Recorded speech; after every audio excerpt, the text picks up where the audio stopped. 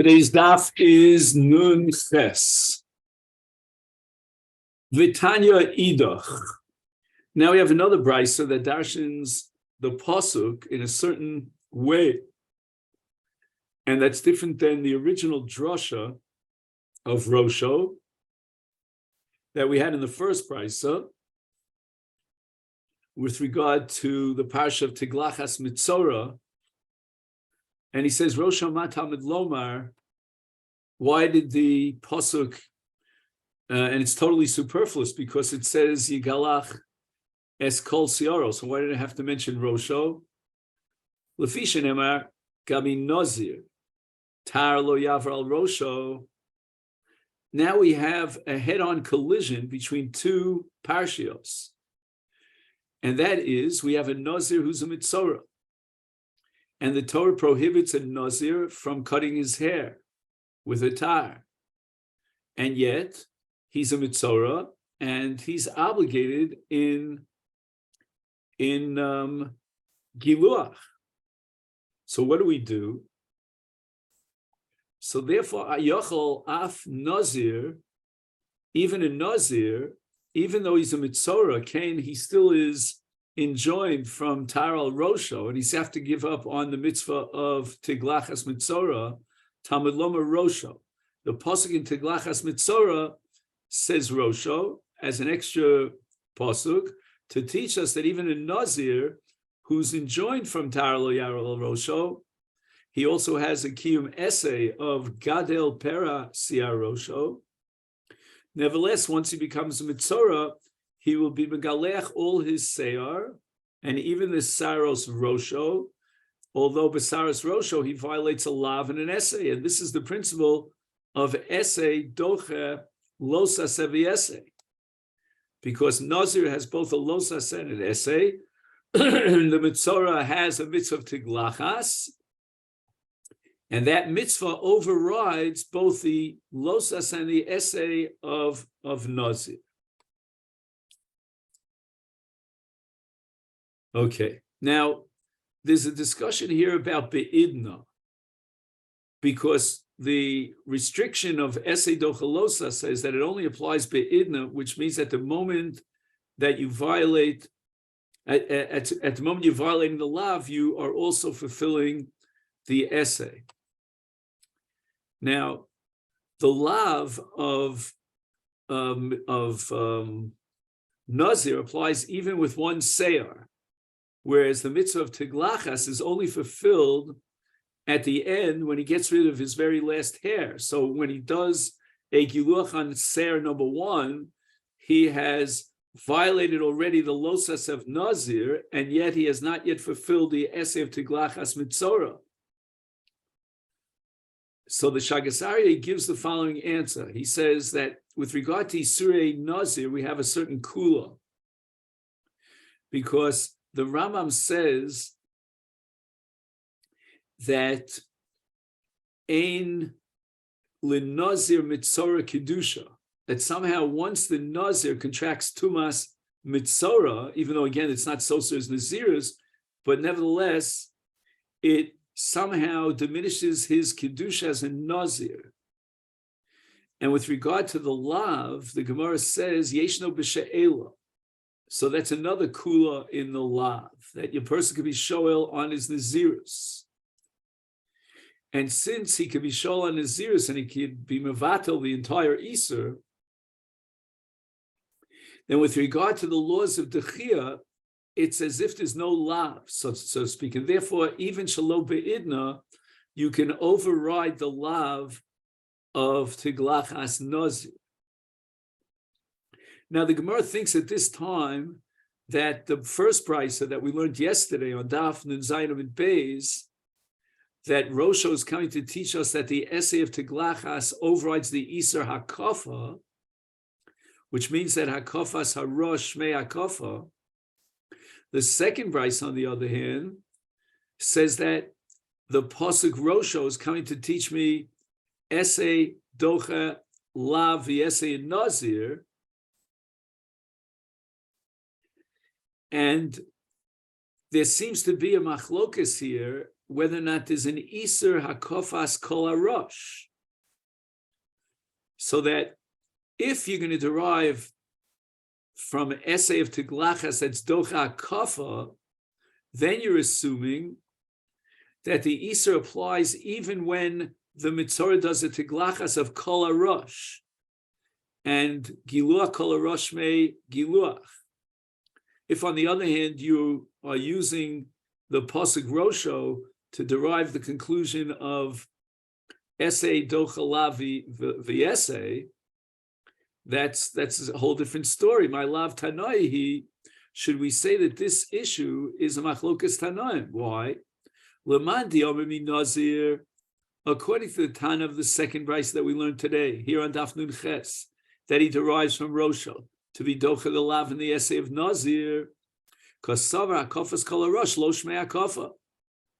The Torah did not prohibit in Hakofas Hapeos when he removes all the hair from his head. If he's shaving his entire head, that's not considered a Giluach of Peos. The Torah only prohibited a Giluach of Peos. And that's why the Torah used the language Lo Sakifu Pa'as. So therefore, in the case of Mitzorah, let's assume he's not a Nazir, we don't need a special limud, a drasha, to be matir Tiglachas Mitzorah as far as Hakofas Arosh is concerned, because the Isra Hakofa doesn't apply in the case of Tiglachas Mitzorah, because Hakofas Harosh, meaning Kol Harosh, Lo Shmei Hakofa. And therefore, we have to find a different derivation from the extra word Rosho, and Kiyasa Kra, when the Torah adds the word Rosho, to teach us that the essay of Tiglachas Mitzorah overrides other mitzvos, or Losa says, we're going to use it for the case of Mitche es Losa the essay of Nazir. So we're not going to use it to override Isra HaKofa, because in Tiglachas Mitzorah there is no violation of Isra HaKofa. So what's the extra word Rosho teaching me? And we're talking about a case of a Nazir. And in the case of a Nazir, if he removes even one seir from his rosh, he violates the Losa.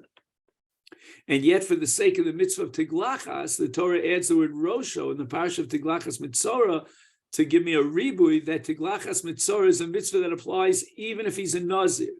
And that means it overrides both a Losas and an essay. The Idach, but the other Tana who's going to use the word Rosho to be Matir HaKofas Harosh, meaning the essay of Tiglachas Mitzorah now trumps the Iser of Hakofa, of Lo Sakifu Pa'as, Roshchem and Skoncha, we'll see, is the answer is, Kasavar, he holds that Hakofas Kol Harosh Ma'akofa. So even though the Tiglachas of Mitzorah requires that he take off all the hair on his head, nevertheless, he still is in violation of Lo Sakifu Pa'as Roshcha. Why? Because Hakofas Kol Harosh Me'akofa.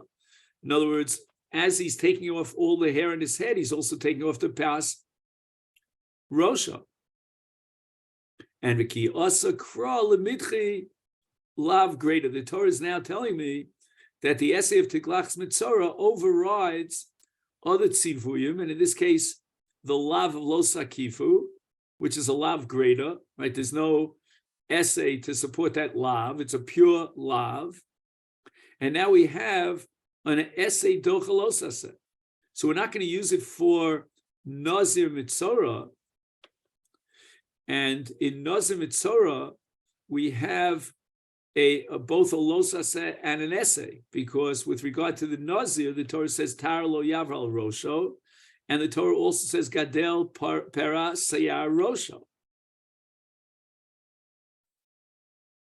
Now later on, we're going to see in the Sugya how the Gemara juggles these two possibilities. Essay Docha Lo Saseh Greda, a Lav Greda, and essay Docha Lo Saseh Essay. So at this point, the Gemara is quite satisfied in understanding that the two brises are basically at root arguing about Hakofas Kol Rosho, whether it's called Hakofa or not, and whether it's a violation of the Isur Lo Sakifu Pas. And that itself is now a machlokas tanaim between the two brises. But the Gemara rejects it. Omar Rav.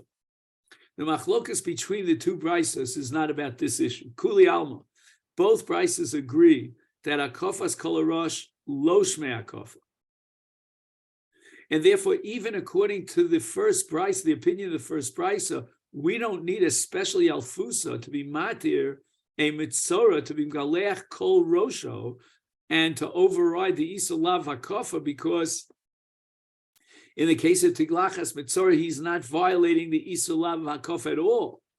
So now we again have to go back to the drawing board and ask ourselves the question, according to the first brisa, what do we do with the redundant word rosho? Ki asa kra, the pasuk in the case of rosho is coming to be matir kigon shehikif ulavasof gileach. In other words, in the case of tiglachas mitzora, there are two possibilities. He can either start, let's say, in the middle of his head or anywhere else, or he could start from the payos. The Torah doesn't dictate and mandate any particular sequence. But in a situation where he starts with his payos, basically, even though at the end he does a tiglachas of kol rosho, or what we call hakofas kol rosho, but first he starts at shlav aleph with hakofas hapeyos. And therefore, we might think that in such a case, since he has an opportunity, we're going to see Reish Lakish in a minute, he has an opportunity to fulfill the essay without violating the lav, then we're not going to allow him to activate the principle of essay dochalosaseh by beginning his tiglachas with the payos. Why? Because all he has to do is start his giluach from somewhere else, not from his payos, and hakofas kol harosh lav shmei hakofa, and he doesn't violate the iser of lo sakifu. Kevan te'ilu galche bechad zimna lo machayev. If he would do his giluach with the payas harosh together, integrated with the rest of his head, then it's hakofas kol rosh lav shmei hakofa. And therefore, since he has that option of being mekayim the essay of tiglachas mitzor without violating hakofa, ki hikif lebasof gilach nami lo machayev, we would have entertained the havamin, if not for the word rosho, that if he starts his tiglachas mitzora to fulfill that mitzvah with his payos, and then afterwards he completes the job and removes all the hair on the balance of the hair on his head, then nami lo machayev. In other words, in the Havamina, if not for the word rosho, we would think that in this case, the power of the essay of tiglachas would not be great enough to be docha the lav, to be matir legalcho in any way he wants. We're not going to allow him to start with the payos. And for that, we need the pasuk rosho to give an extra, shall we say, oomph to the essay dochalosas, and the tiglachas mitzora is always docha the lav of hakofa. So the Gemara asks the following question: Umi kosav kra hachi? Does the Torah generally write it, the derech hakosav, to be matir dechias iser when there's no need to be docha the iser? In other words, since he could be mekayim the mitzvah of tiglachas mitzora in a heter without overriding the lav, then we're not going to apply the principle of essay dochalosa. Amar Reish Lakish kol mokum she'atar motzei essay velosaseh im ata yochel lekayim shneim mutav v'im lav yavo essay v'yitches losaseh. So Reish Lakish is telling you that if you have a way out, what we call efshel lekayim shneim, meaning you could at the same time fulfill the essay without violating the lav, then that's what you have to do. And you're not docha the Isa, because you have that option. So therefore, if the Tana of Abraisa, the first Braisa, is deriving from the Pasuk Rosho, that even though Hakofas Harosh, Kol Harosh, Lo Shmei Hakofa, and therefore he can be Mekayim, the mitzvah of the essay, by doing a Hakofas Kol HaRosh, meaning that B'vasachas he removes all the hair on his head, then he's not able to be Doche the Lav of Baltakiv by starting with his payos, because we're going to apply the principle of Reish Lakish, and that limits the essay Doche Losas scope. Therefore, the Gemara comes off with another explanation. Elo de Kuli Alma, both Brisos hold Hakofas Kol HaRosh Shmei Hakofa. So therefore, we certainly need a pasuk to be Doche the Lav of Baltakiv. So the Tana of the first Brisa darshins that from Rosho. Uman did Mukim Likra, the Tana of the second Brisa, who uses Rosho not to be Doche the Lav of Lo Sakifu, but rather Midche Lo Sasaviese, in the case of a Nazir who contracted to Mitzoras for the sake of Tiglachas Mitzorah, and that mitzvah he's going to override not only a Lav, but also an essay. Is then we have to ask the following question. According to this second Brisa, Lav Grei Dominole. And this Gemara is a very strange Gemara. The Gemara is saying that although you have a Pasuk Rosho, to derive the conclusion that an essay overrides both a losa and an essay, I do not know if an essay would override a lav greater when it's only a lav. I mean, only how would he know that? Because if he doesn't have a alfusa for essay docha lav greater, then the Gemara assumes that you don't have license to use the word rosho to derive the conclusion that an essay could be doche a lav in an essay, because the essay meets up with another essay and that cancels each other out, and then you're left with the lav on the other side. So unless you can't jump 2 steps at a time. You got to take 1 step at a time. You can't jump to the conclusion that essay overrides a lav and an essay unless you first have a drasha from which you derive that essay dochalosa. And once you have drasha number 1 and you derive the principle of essay dochalosa, now you have rosho, which is going to teach me that in the case of a teglachas of a mitzorah who's a nazir, we can override not only a losa but also an essay, and that's the extra word rosho.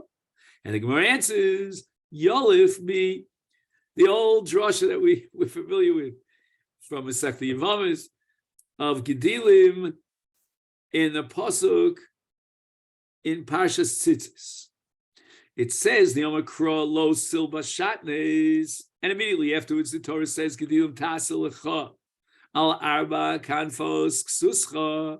Tanya, we learned to the Brisa lo silba shatnes ha Gedilim taselecha mehem.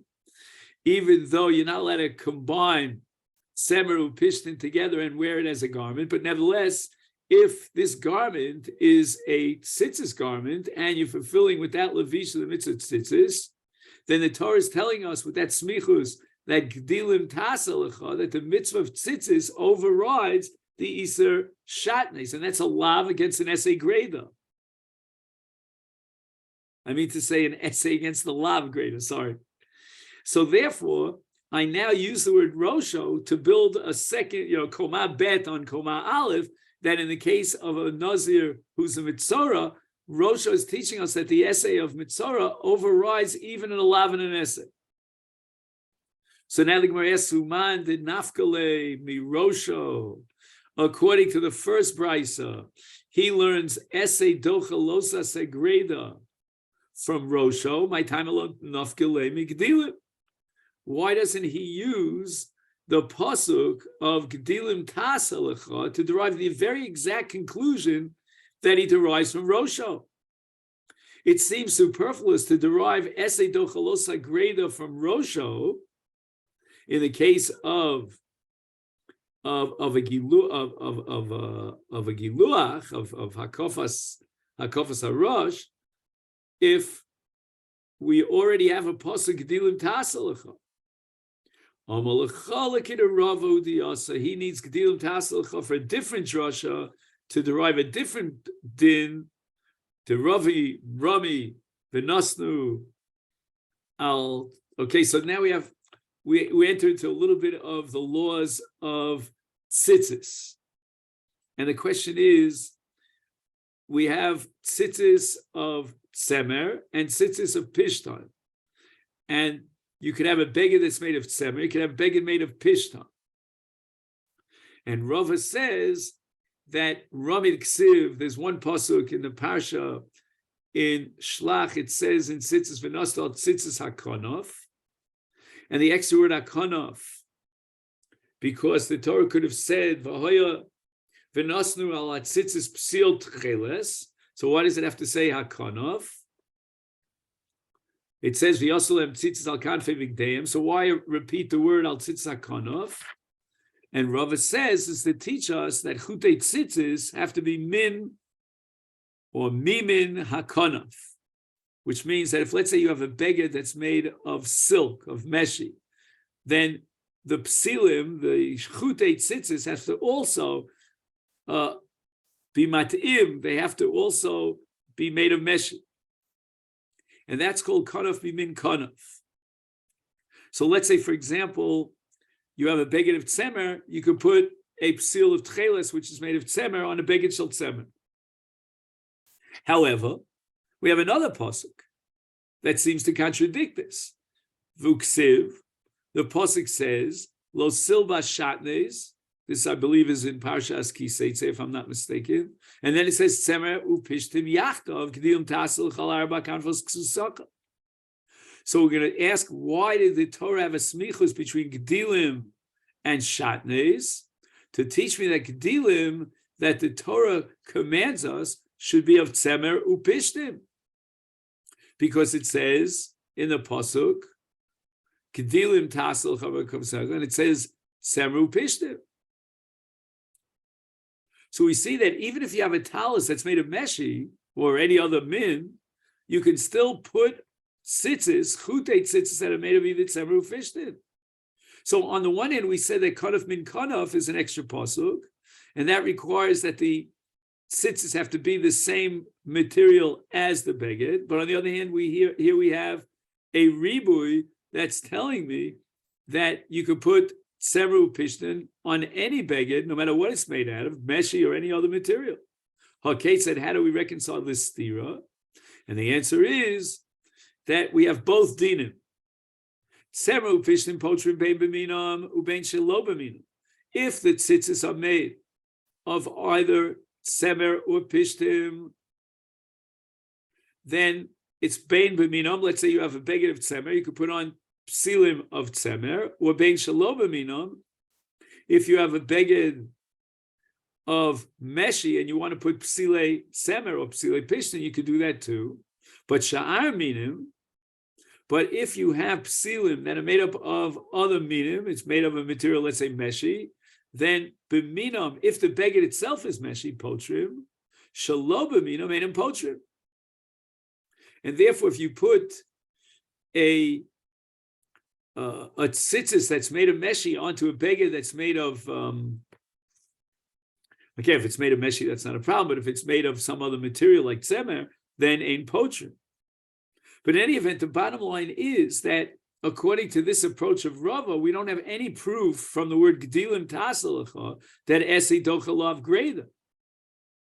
And therefore, we're going to have to use the extra word rosho.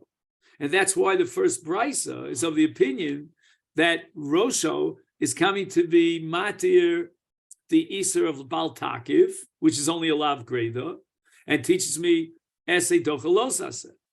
We don't have the word rosho to teach me that tiglachas mitzora overrides the nazir who's a mitzora where there's an essay and a losas. So the Gemara says, "V'haitana," and this tana that you're talking about, the tana of the first brisa, the mapik l'rosho l'lav greda, we're talking about rosho to teach me that tiglachas mitzora is a mitzvah that overrides the losas evod of bal takiv. Is osi esse v'dachi es losas v'esse minolan. How would he, the first brisa, derive the conclusion that an essay can override a losa and an essay, like in the case of a Nazir mitzora? And here we have a kasha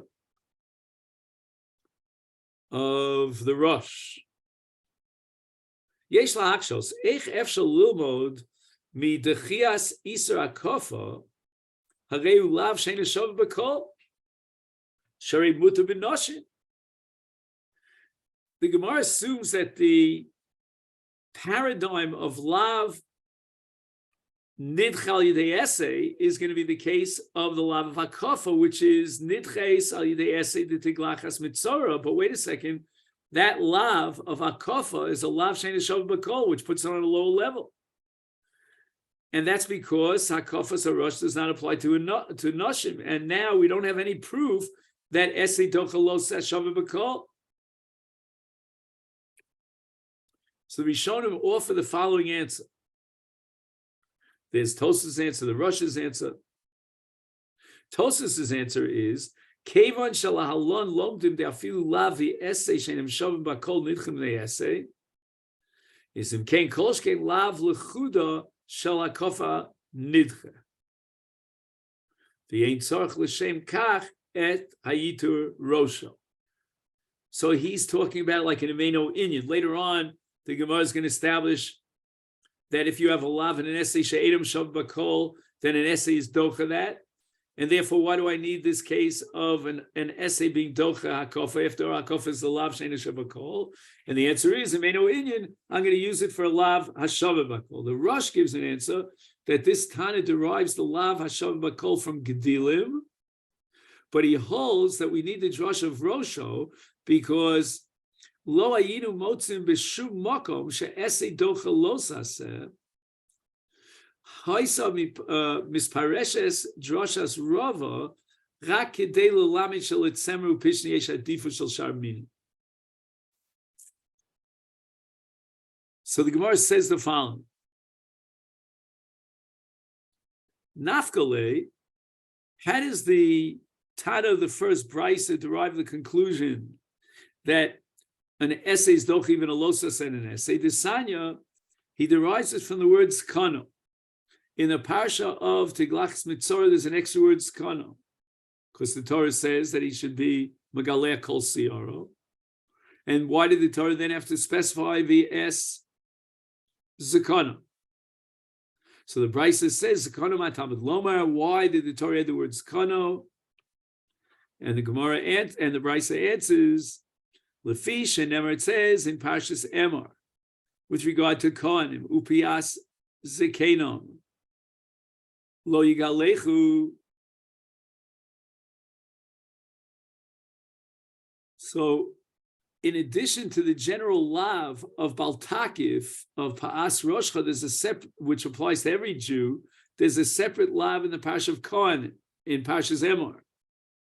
Yocha, I would think, Af Kohen Mitzorah Kei.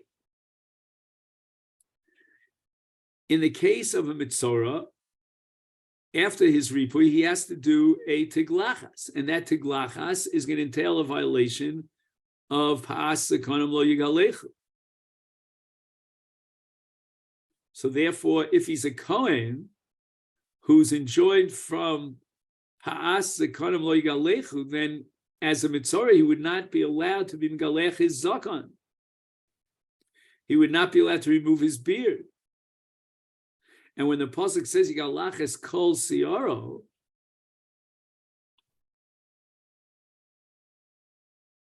we're going to assume that that Pasuk is what? Is Bechol Sa'aro HaMutar. It's not in the case of removing the zakon, but it's removing the other hairs that he's allowed to remove. Talmud Loma Zakano. Now we have a ribui in the pasuk Zakano to teach me that even a Kohen who is enjoined by virtue of a lotas avu pas Zakonom paskenim lo yagalechu, and also at the same time the essay of Kedoshim Yehu, all this is in Parshas Emor. So if he became a Mitzorah, he's going to be Galech as Kol Siora, even his Zakon. And that's going to prove that an essay is Docha Lotas at an essay, because in the case of a Kohen, the hashchasas hazakon entails not only a losaseh of pa'as zakonam zkenim lo yagelik, but also an essay of kedoshim tiyu. In fact, the Gemara uman de mapik leila rosho liessay velosaseh. What about the second brisa who derives from Rosho, that in the case of a Nazir who's a Mitzorah, he fulfills his mitzvah of Tiglachas Mitzorah despite the fact that a Nazir has both an essay and a losaseh, is Leilif Mizkana. So why do you need both Rosho and Zkana? And the Gemara answers, the Gemara is attacking the Makshan. According to the Shita, the Makshan, the underlying principle or assumption of the Makshan that you could derive from Skano with regard to a Kohen, that the essay Mitzorah overrides both a lav and an essay, and therefore we're going to apply that principle to a Nazir, is then how could you answer the following question? The Kaimalon bi Alma. Okay, so we'll take a little short break here. Just 1 second.